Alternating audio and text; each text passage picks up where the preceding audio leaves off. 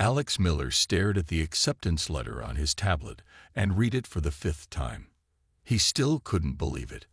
Out of thousands of applicants from Earth, they had chosen him for the interspecies academic exchange program. Him, a farm boy from Ohio who had never even left North America. In 3 weeks, he would be the only human student at the Galactic University of Applied Sciences on Centauri Prime. The thought made his stomach twist into knots. Alex packed his few belongings into the regulation case.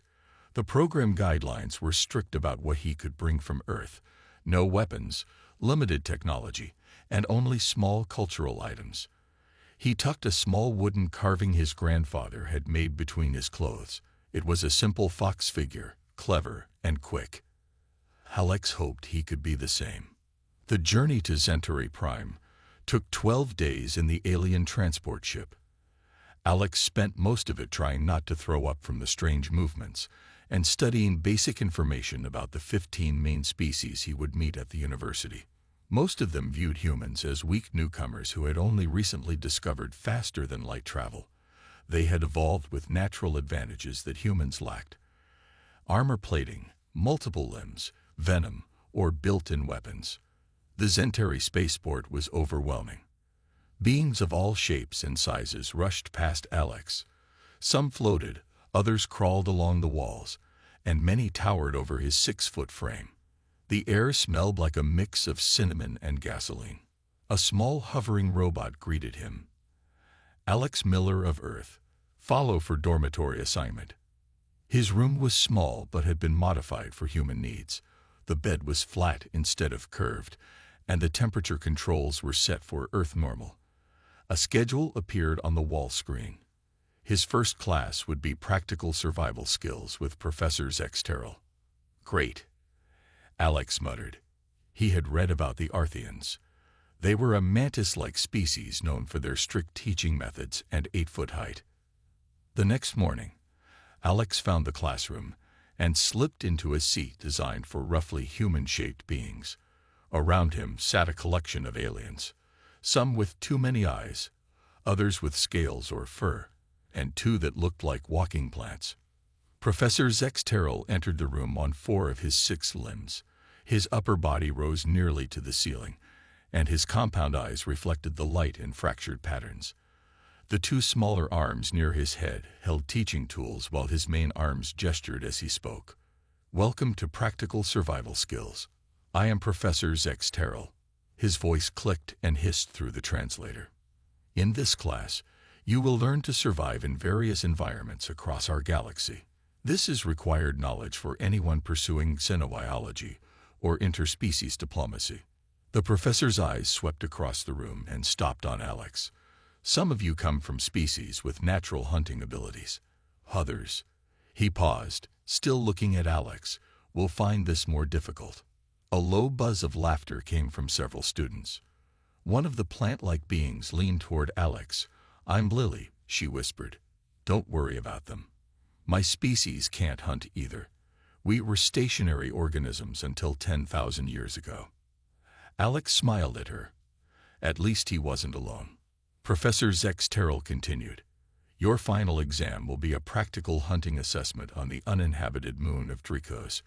You will survive for 3 Earth days and successfully hunt native fauna. Those who return empty-handed fail the course. The class buzzed with excitement. The large 4-armed being behind Alex pounded his desk. Easy, he boomed.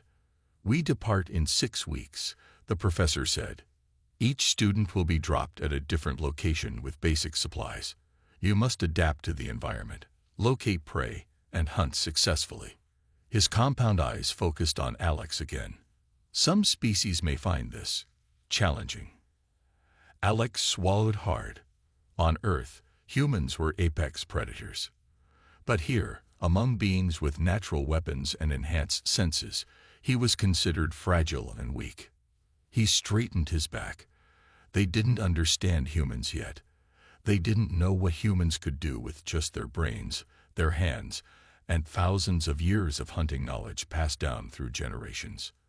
Alex would show them. Somehow, Alex spent the next week in the university library.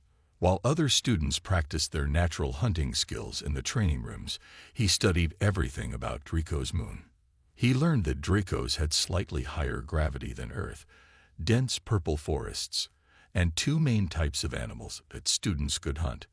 The starbucks were six-legged deer-like creatures that moved fast through the forest. The cloud chasers were large birds that stayed mostly in the trees. Alex took careful notes about what these animals ate, where they lived, and how they behaved. He drew maps of the moon's surface and marked the best places to find water. He even studied the weather patterns. "What are you doing, Earth Boy?" The voice came from behind Alex. He turned to see Groom, a large Taurian student with 4 muscular arms and tough gray skin like a rhinoceros. Groom was standing with 2 other students who all looked much stronger than Alex. "Research," Alex said simply. He didn't want trouble. Groom laughed, a deep rumbling sound. "Books won't help you catch prey. What will you do, raid to the starbucks until they fall asleep?" His friends laughed too. "Maybe," Alex said with a small smile. "Or maybe I'll learn something useful." Groom shook his massive head. "Humans are strange. Your kind has no claws, no fangs, no poison. How did you ever become the top hunters on your world?" Alex closed his tablet. "We used these," he said, holding up his hands. "And this," he added, tapping his head. Groom didn't look impressed. "Well, good luck, Earth Boy. You'll need it." The 3 aliens walked away, still laughing. Later that day, Alex met Lily in the cafeteria. She waved him over to her table with a branch-like arm. Her skin was green with small purple leaves growing from it. She ate by placing her feet in a nutrient bath while drinking something that looked like orange juice. "How's your preparation going?" Lily asked. Alex showed her his notes. "I'm learning everything I can about Dracos." "What about you?" Lily's leaves drooped slightly. "Not good. My people don't hunt. We photosynthesize for energy and absorb nutrients from soil. I can move, but not very fast. I'll probably fail this class." "Don't give up yet," Alex said. "There might be a way." That night, Alex couldn't sleep. He kept thinking about Earth and how early humans had hunted. They didn't have the speed of wolves or the strength of bears, but they had succeeded anyway. How? The answer came to him just before dawn. Traps. Early humans had used traps to catch animals they couldn't chase down. He jumped out of bed and started sketching designs. Snares for catching legs, pit traps for larger prey, nets for birds. The next day, Alex went to Professor Zexteral's office. The tall insect-like alien had to bend down to fit through his own door. "What do you want, Miller?" the professor asked, his voice clicking through the translator. "I want to know if students can bring tools for the hunting exam," Alex said. The professor's compound eyes studied him. "The rules allow for basic survival tools and cultural items from your species. Why do you ask?" "I'd like to bring some things that humans traditionally use for hunting," Alex explained. "Such as rope, knife, maybe some basic materials to build traps." The professor's mandibles clicked together. "Traps? That's not real hunting, Miller. Real hunters chase their prey. With respect, Professor, different species hunt differently. Humans evolved as persistence hunters and trap makers. It's part of our culture." Professor Zexteral seemed to consider this. "Very well. You may bring basic tools and materials, but no pre-made traps and no advanced technology. Everything must be constructed on Dracos using your own skills. Is that clear?" "Yes, Professor. Thank you." As Alex turned to leave, the professor spoke again. "Miller, I must warn you. Dracos has higher gravity than Earth. Many species find this challenging." "I understand, sir." "And the starbucks are much faster than Earth deer. Even the lupin students with their 4 legs find them difficult to catch." "I'll keep that in mind." Professor Zexteral made a sound that might have been a sigh. "I do not wish to see you fail, Miller, but I must prepare you for reality. The physical limitations of your species may make this test impossible for you. Alex nodded. Maybe. But humans are good at doing impossible things, Professor. As Alex walked back to his room, he began making a list of supplies to request. He would need strong cord, materials for making snares, and tools for digging. He wouldn't be chasing anything on Dracos. He would let the prey come to him. The day of the hunting exam arrived. Alex stood with his classmates in the university transport bay, a large room filled with small ships that would take them to Dracos.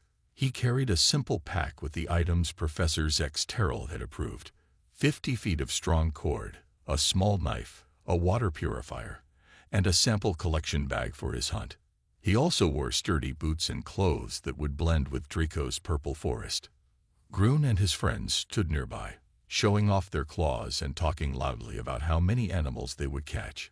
Some students had natural weapons, while others carried energy spears or shock nets. Alex looked small and weak next to them, but he felt ready. Lily stood beside him, her leaves slightly trembling. "I'm scared," she whispered. "What if I can't catch anything?" "Just find water first," Alex told her. "Remember what we talked about. Look for those blue fungi near water. Animals like to eat them." Lily nodded. In the past weeks, Alex had shared his research with her. It wasn't much, but maybe it would help. Professor Terrell entered the bay, his tall form making even the largest students look small. "Students, board your assigned ships. You will be dropped at different locations across Dracos. Each of you must survive for 3 Earth days and return with proof of a successful hunt." Alex climbed into his small ship. It was barely big enough for him to sit, with just enough room for his pack. The door closed, and a screen lit up showing Professor Terrell. "Your ship is programmed to take you to your assigned area. It will return for you in exactly 72 hours. If you need emergency extraction before then, use the beacon in your pack, but know that activating it means automatic failure." The ship lifted off, joining a line of 30 identical vessels leaving the university. Alex felt his stomach drop as they accelerated toward Dracos. Through the small window, he watched the moon grow larger, a swirling mix of purple, blue, and green. His ship entered the atmosphere with a series of bumps and shakes. Alex gripped his seat as the craft descended through clouds and finally hovered over a small clearing in a dense purple forest. It touched down softly, and the door slid open. "Hunt begins now," came Professor Terrell's voice through a small communicator in the ship. "You have 72 Earth hours. May evolution favor the strong." Alex stepped out and immediately felt the increased gravity pulling at his body. It wasn't crushing, but it made his movements slower and more difficult. The air was thinner too, forcing him to take deeper breaths. The forest around him was silent except for a soft whistling sound from the purple leaves. He looked up at the massive trees. Their trunks were gray-blue and smooth, with few low branches. The forest floor was covered with soft purple moss and small blue mushrooms. A stream trickled nearby, its water clear and slightly pink. "What are you doing, Miller?" Professor Terrell's voice came through the small communicator clipped to Alex's collar. Alex realized that the professor must be monitoring all the students. "Just taking in my surroundings, Professor," he replied. "The prey won't simply walk up to you," the professor said, his tone mocking. Alex could hear clicking sounds that his translator didn't convert, probably Arthian laughter. "Just adapting, Professor," Alex said calmly. "That's what humans do best." He began exploring the area around his landing site. The stream was a good start. Animals would come here to drink. He followed it for about half a mile, noting game trails that crossed it and places where the bank showed signs of animal traffic. By midday, Alex had mapped the area in his mind and chosen his hunting grounds. Unlike his classmates who were likely running through the forest chasing prey, he began gathering materials: flexible vines that would work as rope, straight branches for making snares, stones for tools, and a sticky sap that oozed from certain trees. He tested the vines for strength, selected the best stones for shaping, and collected sap in large leaves folded into makeshift containers. His hands worked quickly despite the higher gravity, shaping and building with the skills his grandfather had taught him on camping trips in Ohio. As the purple sun of Centauri began to sink, Alex had constructed 3 different types of traps. Now he just needed to set them in the right places and wait. The hunt had just begun. Alex woke before sunrise on the second day. His simple shelter, built from branches and large leaves, had kept him dry during the night. The air was cool, and mist hummed between the purple trees. He ate a few of the safe berries he had gathered yesterday and drank water from the stream. It was time to check his traps. The first trap was empty. Alex had built it on a small game trail leading to the stream. A simple snare made from vines that would tighten around an animal's leg. Something had triggered it, that the vine had snapped. He would need stronger materials. The second trap was also empty, though undisturbed. It was a pit trap covered with light branches and leaves, placed where he had seen 3-toed tracks in the soft ground. Alex approached his third trap with low expectations. It was near a patch of the sweet-smelling blue fungi that his research said attracted starbucks. He had built a trigger system that would release a heavy log when the bait was disturbed. He heard the thrashing before he saw it. A starbuck was caught, its back leg pinned by the log. The animal was beautiful, like an earth deer but with 6 legs, no antlers, and a shimmer to its brown fur that made it look almost metallic. It was larger than Alex had expected, easily 150 pounds of meat. The starbuck's large eyes watched him fearfully. Alex felt a moment of sadness, but pushed it aside. This was a hunting test, and the animal's meat wouldn't be wasted. He approached carefully, speaking in a soft voice. "I'm sorry about this," he said, knowing the animal couldn't understand him, but hoping his tone would be calming. He took out his knife. With quick, practiced movements learned from his grandfather, he ended the starbuck's life as humanely as possible. The communicator on his collar buzzed. "First success recorded," came Professor Zexterl's voice. "Though I question your passive hunting method, Miller." Alex was surprised. He hadn't realized the professor was watching so closely. "Hunting isn't just about the chase, Professor," he replied. "It's about maximizing results while minimizing energy expenditure. Classic efficiency equation." Was the only response. Alex began the process of field dressing the starbuck. His grandfather had taught him how to hunt deer back on Earth, and while the starbuck had different internal organs, the basic process was similar. He worked carefully, saving the useful parts and burying the rest. The meat was dark and rich-looking. Alex cut a small piece and put it in his sample collection bag as proof of his hunt. The rest he began preparing for preservation. He built a small, nearly smokeless fire and constructed a simple smoking rack from branches. He cut the meat into thin strips and hung them over the low fire to smoke.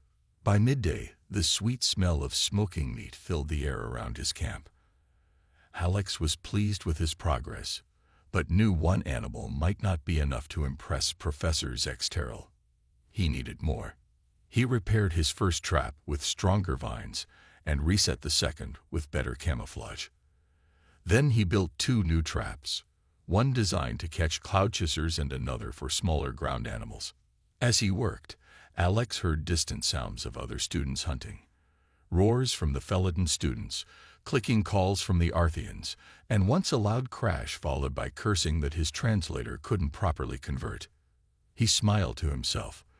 Let them run around chasing prey. His approach was working just fine. Late in the afternoon, Alex checked his traps again. The pit trap had caught a small starbuck, barely more than a fawn. It was alive and unhurt, just unable to climb out of the pit. Alex had a decision to make. The young animal wouldn't provide much meat, and killing it seemed wasteful. But the test required proof of hunting success. He studied the frightened creature, remembering his research. Starbucks were herd animals. Where there was a young one, adults would be nearby. This gave him an idea. Instead of killing the young starbuck, Alex carefully lifted it from the pit. He tied a long vine around its neck as a lead and secured it to a stake near his camp. Then he built a new trap, larger and stronger than before, near the tethered animal. "Let's see if your family comes looking for you," he told the young starbuck, offering it some blue fungi to eat. "They might bring me my dinner." As evening approached on the second day, the sky over Dracos began to change. The normal blue-green color darkened to a deep purple, and clouds formed rapidly. Alex watched with concern as lightning flashed in the distance. His research had mentioned Dracos had sudden storms, but he hadn't expected one so soon. He worked quickly to secure his camp. He tied down his smoking rack and covered it with large leaves to keep the meat dry. He moved his supplies into his shelter and reinforced it with extra branches. The young starbuck he had captured looked nervous, so Alex built a small lean-to to protect it from the coming rain. The wind picked up, bending the purple trees. Alex's communicator buzzed with static before Professor Zexteral's voice came through. "Attention, students. A level 3 electrical storm is approaching your positions. Seek appropriate shelter immediately." Alex had just finished securing his camp when the first heavy raindrops fell. They were thick and slightly pink, sizzling where they hit the ground.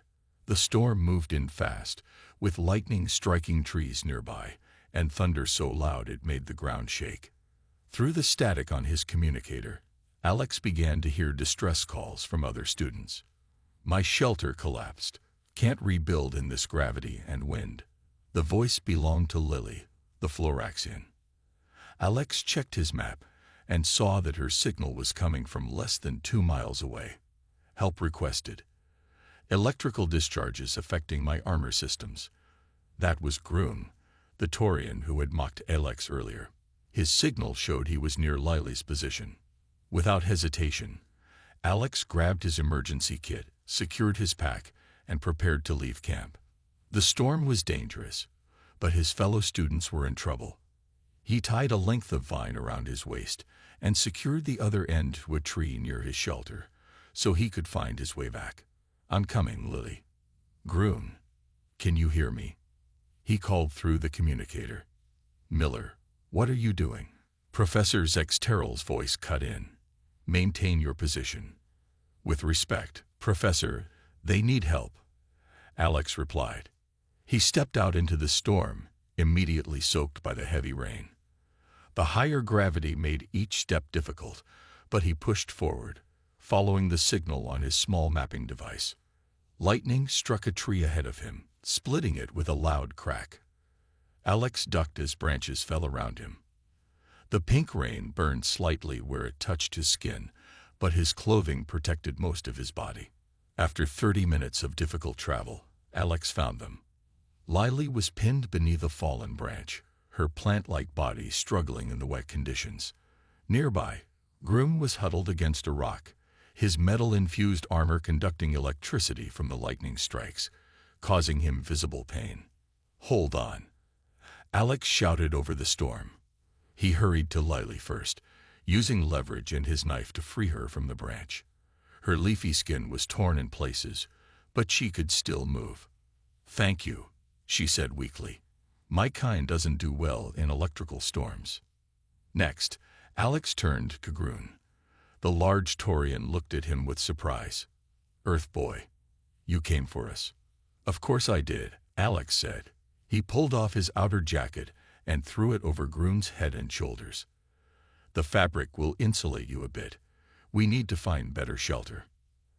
Alex spotted a small cave in a nearby hillside. "There. Can you both make it?" Lily nodded, and Grun struggled to his feet. Together, they'd made their way to the cave, fighting against the wind and rain. Inside, it was dry and surprisingly warm. Alex used some dry moss to start a small fire for light. "Why did you come?" Grun asked, his voice softer than usual. "I was not kind to you at school." Alex shrugged. "That doesn't matter out here. On Earth, we have a saying, no one gets left behind." "But this is a competition," Lily said. "Helping us might cost you the test." "Some things are more important than tests," Alex replied. He pulled out his emergency kit and began treating Lily's tears with a healing gel the university had provided. For Grun, he found a way to ground the excess electricity by running a vine from the Taurian's armor into the damp ground. As the storm raged outside, the three very different beings huddled together in the small cave.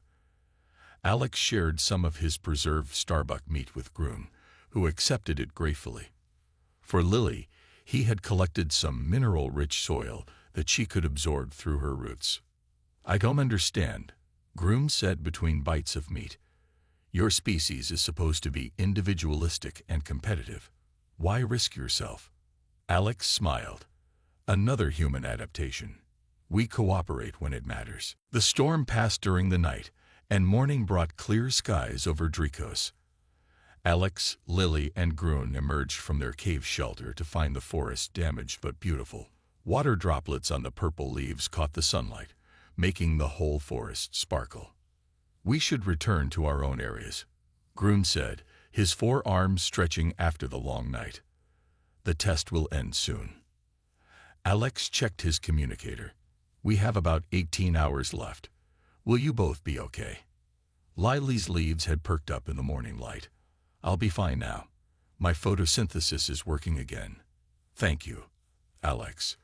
"I too am grateful," Grun admitted, looking slightly embarrassed. "A Taurian does not forget a life debt."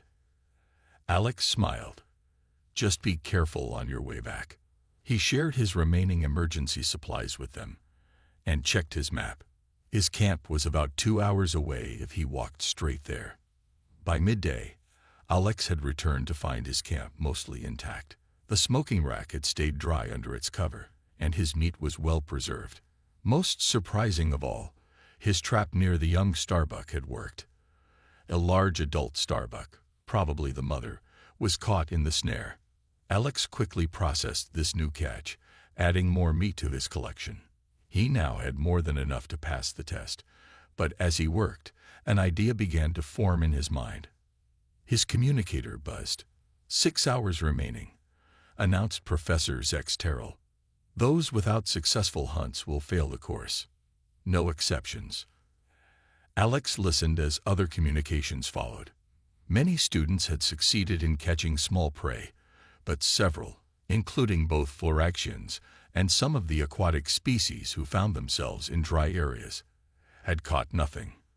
He looked at his bounty of meat, enough to feed several people. Then he made a decision. "Professor," he called through the communicator, "the guidelines state we must successfully hunt native fauna. They don't specify we must hunt it ourselves or that we can't share our bounty." After a moment of silence, the professor responded, "What are you proposing, Miller?" "I'm proposing a trade network. I have excess meat. Others have materials or skills I could use. In human history, hunting surplus often led to the first trade economies. The guidelines do not explicitly forbid this approach," the professor admitted after another pause. "Proceed if you wish." Alex sent out coordinates for a meeting point near his camp. "Attention, students. This is Alex Miller from Earth. I have surplus starbuck meat to share with anyone who needs it. In exchange, I ask only for future favors or immediate assistance with processing the remaining meat." For a few minutes, there was no response. Then his communicator lit up with messages from several students. "Is this a trick, human?" asked a suspicious Felidin voice. "No trick," Alex replied. "Just cooperation. It benefits us all." Slowly, students began arriving at Alex's camp. First came Lily, looking much healthier after her time in the sunlight.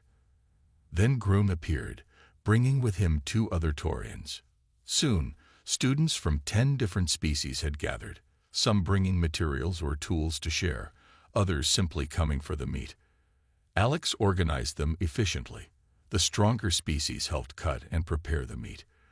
The more agile ones climbed trees to gather fruits and edible leaves to complement the meal.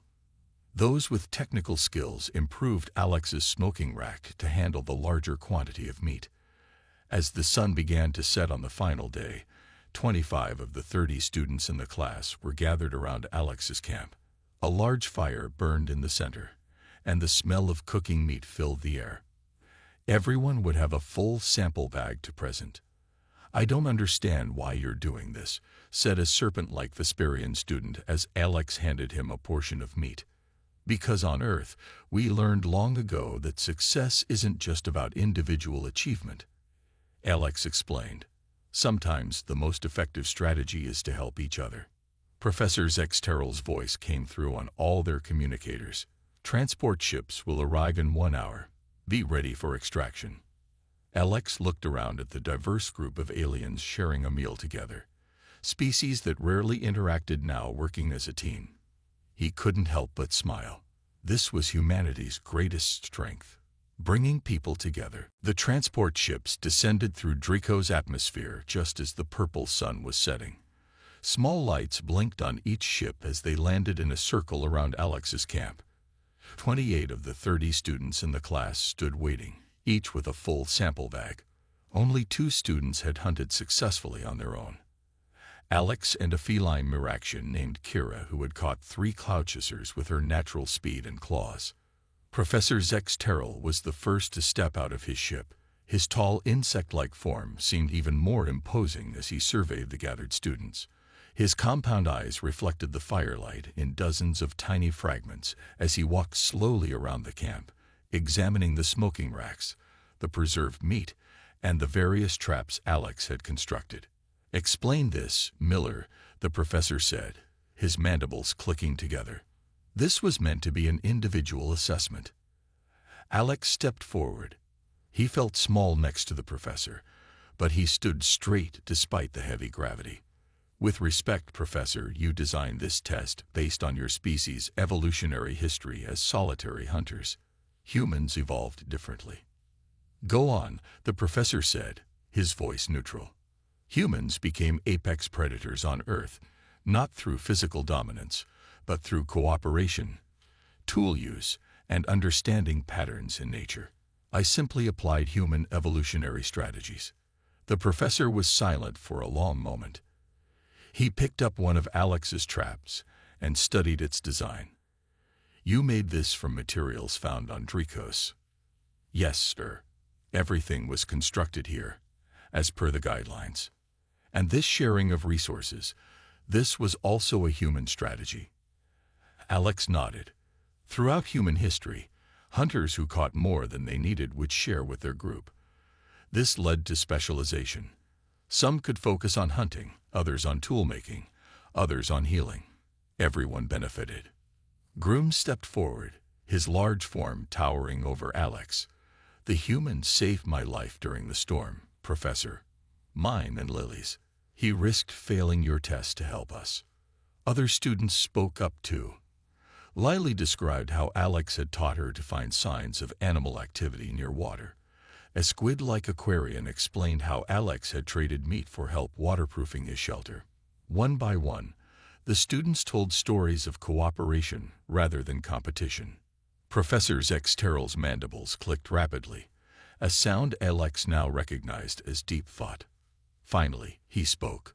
"Miller, when I designed this test, I believed your species would fail. Humans lack the physical tools for hunting that evolution gave to most predator species. We adapted differently," Alex said simply. "Indeed." The professor turned to address all the students. Today's lesson was not merely about hunting. It was about evolutionary adaptation. Each species adapts to its environment in unique ways. He gestured toward Alex. Humans developed cooperative social structures and tool use rather than physical weapons. The professor picked up a sample bag and examined the meat inside. "All of you who participated in this trade network will receive passing grades. The meat is properly preserved, and the hunting was successful, even if only 2 of you did the actual killing." A cheer went up from the students. Even Kira, the Miraxian who had hunted alone, gave Alex a respectful nod. However, the professor continued, "Miller will receive the highest mark for demonstrating exceptional application of species-specific evolutionary adaptations. His approach was unexpected but effective." As they boarded the transport ships to return to the university, Lily touched Alex's arm with a leafy hand. "You changed things today," she said. "The way they see humans, I mean." Alex smiled. "Maybe a little. We still have a lot to prove in the galaxy." Back at the university that evening, Alex sat alone in his room, sending a message home to his family on Earth. He wrote, "Passed my hunting exam. Fed the entire class. They're starting to understand us now." He looked out his window at the stars, thinking about how far he had come and how much farther humans would go in this vast, complex galaxy. They might not be the strongest or fastest species, but they had something special, the ability to adapt, to cooperate, and to see solutions where others saw only problems. As he drifted off to sleep, Alex wondered what other human abilities might surprise his alien classmates in the future. He was just one student, but today he had changed how 29 beings from 15 different worlds viewed humanity. Not bad for a farm boy from Ohio.